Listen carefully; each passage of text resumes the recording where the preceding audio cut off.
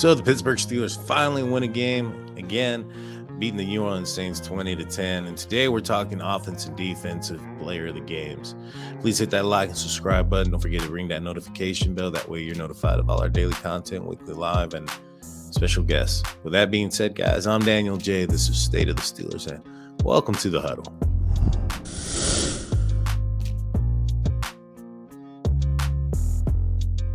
What a game that was.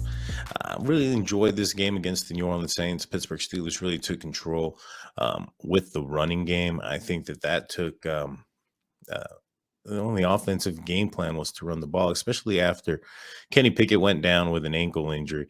I think the Steelers executed amazingly well, and I think that Najee Harris really showed up this game. I think that he shook off the noise, shook off the maybe got a little bit healthier over the bye.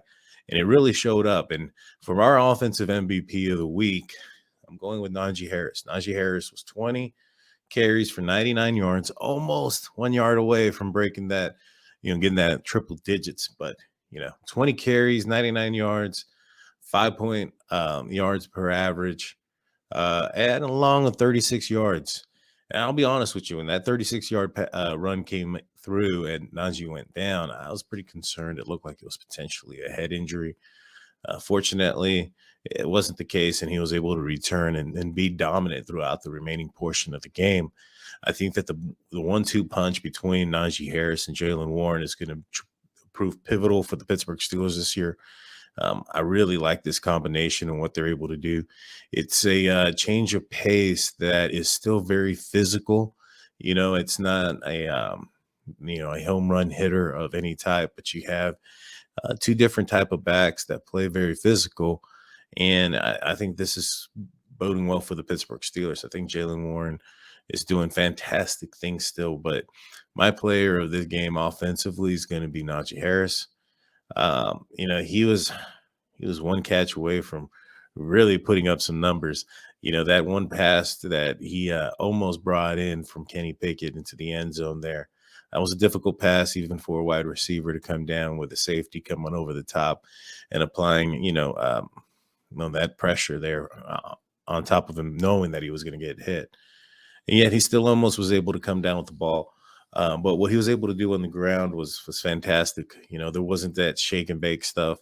It was physicality. It was going straight forward, ground and pound. I really liked what he was able to do, grinding out 5-4 yards here and there, and then really popping a couple of them.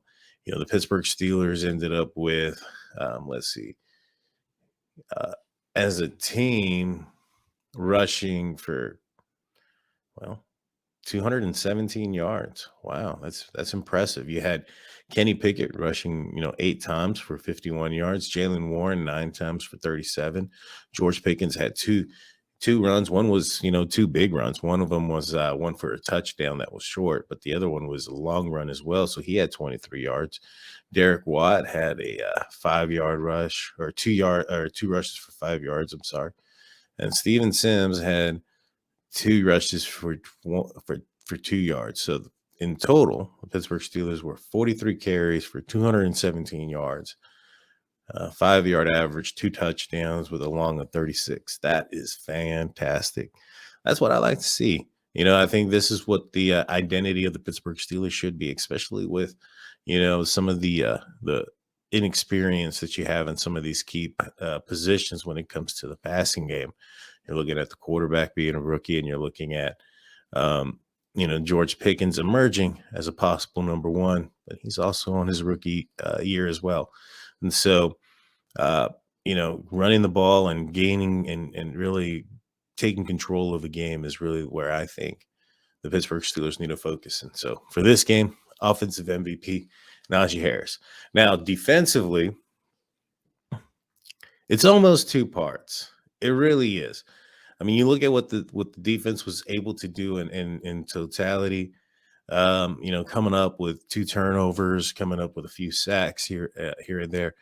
And when you look at it, TJ Watt, he had a big impact. He had 4 tackles, 2 solos. he had one quarterback hit. He had one tackle the quarterback, but it looked like it was going to be a sack. But I think Andy Dalton got ahead of the line of scrimmage. So, with that said, he ended up not having the stats, the two sacks, or any of those things. But the TJ Watt effect was clearly there. The defense looked completely different with TJ Watt out there. They look faster, they look more physical, and it looked like the way they were supposed to look. But with that being said, results do matter, and so my defensive player of the game is going to be one Alex Highsmith. Alex Highsmith had himself a game. He had 4 tackles, three solos, one tackle for loss, 2 sacks. He had a forced fumble. I believe he should have gotten actually 2.5, but they only credit him with 2. I think he was applying pressure on Andy Dalton. He was winning his one-on-one matchup against the tackle. And the reason why he had those one-on-one matchups is because TJ Watt was across from him on the other side. And so, with that being said, it kind of goes hand in hand. The TJ Watt effect was in effect. You had KZ coming up with a big interception. I just feel that, in total, the defense played outstanding, but Alex Highsmith really, really shined up and showed up, beating his assignment that was given to him and really applying pressure to Andy Dalton. I think when you look at the Pittsburgh Steelers defensively, I think it was a move in the right direction. You look at, Minka Fitzpatrick wasn't on the field still. Will Jackson is going to be on the field for the next 3 games now. And so the Pittsburgh Steelers needed to come up and have that next man mentality. And these guys did. Yeah, had Arthur Mollett come up with a big, third down stop where he put his hand in the way and stopped the Chris Olave first round wide receiver. He broke up that penalty, that ball. He's undersized. There's a mismatch there. And yet he went up and played bigger than his size and was able to come up with a big breakup in a key moment. And so the defense in total, in my opinion, they played fantastic. But I'm going to go ahead and give my game ball to Alex Highsmith for this one.